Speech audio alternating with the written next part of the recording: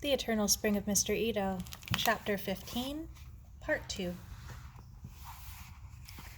Sara read the letter twice, then sat back and looked around the kitchen. Trumpet chirruped in the sun-filled window. A bowl of fruit stood on the counter, ready for snacking. A fresh blueberry pie sat on the table, and Aunt Jean had a macaroni and cheese casserole on the stove, ready to pop in the oven when she came home. Slowly, Sara folded Helen's letter into its envelope. The struggle the Itos were going through was a punishment that would last as long as the war lasted, a punishment they had done nothing to deserve. She felt ashamed of what had been done to them. What would Mr. Ito say if he knew? She went upstairs and got dressed. There'd be time to get to the cave and back before Aunt Jean came home. On her way out, she saw her book bag hanging by the door. She grabbed it and ran back to the kitchen, where she stuffed it with a couple of apples, a half a loaf of bread, and some raisin cookies. If Aunt Jean missed them at all, she'd think Jamie had had them. She called him the human vacuum cleaner. "Come on, Fearless," she called. They ran from the house. Fragrance filled the garden. The pale drifts of apple blossom hummed with bees. Perhaps the quince? She scrambled down the limey path and pulled her bonsai from behind the sheltering grass. Its soil was cool and damp to the touch. Maggie had kept her promise to water it while Sara was ill. Its supple branches nodded gracefully, but they were bare.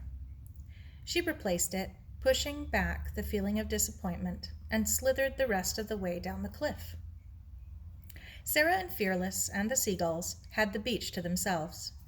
This time there'd be no trouble with the tide, which was still on its way out. But they'd have to hurry if they were to stay dry. Electricity filled the warm, heavy air, and thunder muttered in the clouds over Grouse Mountain. In a few minutes, they had turned the point, leaping from rock to avoid the suck of sand, and headed up the cliff to the ledge. This side of the point, the rising wind tore at her hair. Inky clouds towered up like monsters out of the sea, darkening the sky. She stopped, panting, at the entrance to the cave. "Mr. Ito, it's Sara!" There was no answer. She glanced out toward Holmesome to see if he was bathing, but there was no one there. She hitched the book bag up on her shoulder and ducked inside. "Mr. Ito! Hello! I've brought you something to eat."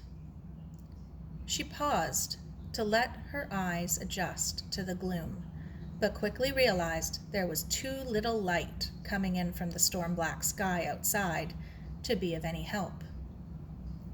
The cave was as dark as night. She began inching her way blindly around the wall, her hands spread out on the cool rock to guide her. Halfway around, her foot touched something soft. "Oh, sorry!" She knelt quickly. He was there, asleep against the wall. "Hello, Mr. Ito!" She touched his arm gently. She didn't want to startle him. "Mr. Ito, it's Sara. I've brought you something." Fearless whined in the entrance. "I've had a letter from Helen, Mr. Ito." The sleeping figure did not stir. Then she realized. It was too late. "Oh." Mr. Ito's spirit had gone on its journey. His worn, old body left behind like the chrysalis from which the bright butterfly has flown. Sorrow filled her for the things that she had never said to him.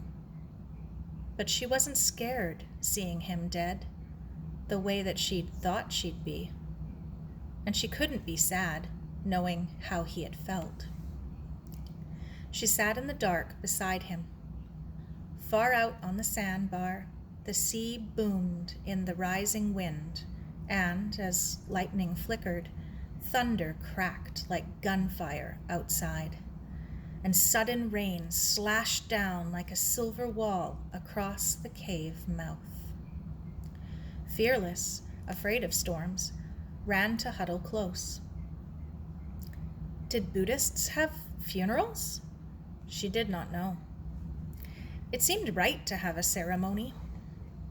She got out the apples and bread and cookies and, feeling for the circle of stones, placed them carefully inside, afloat in Mr. Ito's silver sea. Then she stood up and slowly said aloud what she'd learned in Sunday school. For I was a-hungered, and ye gave me meat. I was thirsty, and ye gave me drink. I was a stranger, and ye took me in. Naked, and ye clothed me. I was sick, and ye visited me. I was in prison, and ye came up unto me.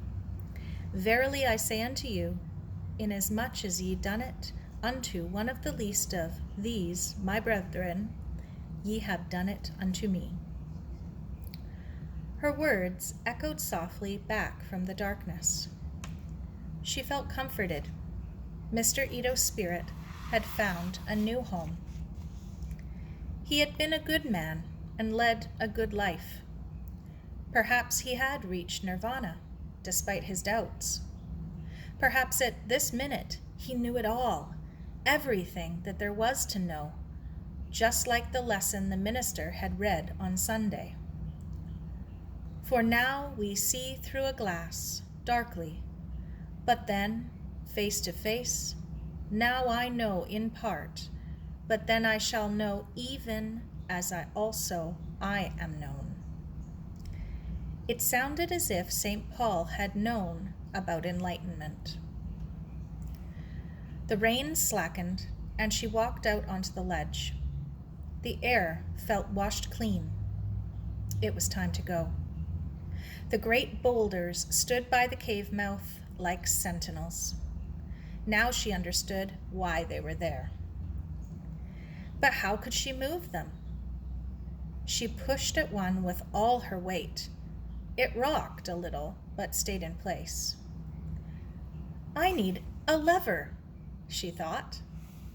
She searched the ledge. Nothing but pebbles and sand. She looked over the edge and, far below, spied a piece of driftwood bobbing at the base of Homelsum. Taking off her shoes, she clambered down the cliff and waded out into the pure, cold water washing against the great rock. The driftwood nudged at her leg, offering itself. She caressed the rough, cold surface of Homelsum, like the Indians of old who'd saluted it with their paddle blades to gain a favorable wind, then climbed back on the cliff with her prize. Positioning the wood under the bottom of the boulders, she leaned hard on the other end, and, with a rocking motion, it tumbled into the cave mouth. She took a last look inside. Goodbye, Mr. Ito, she whispered. Namu Amida Butsu. The sun broke through the clouds, and a shaft of sunlight arrowed into the cave through the narrowed entrance. She gasped. Caught in the sun rays, the Aiguromatsu rose from the middle of the silver sea, proud and imperious. Tree will tell you when you may touch it, Mr. Ito had said. Looking at it, she found herself nodding in obedience. Slowly, she squeezed through the opening and walked into the little sea. Your Aiguromatsu will pass on, she whispered. I promise you that, Mr. Ito. Reverently, she picked up the ancient tree and placed it in her book bag. It was lighter than she'd imagined. Squeezing back onto the ledge, she pushed the second boulder into place.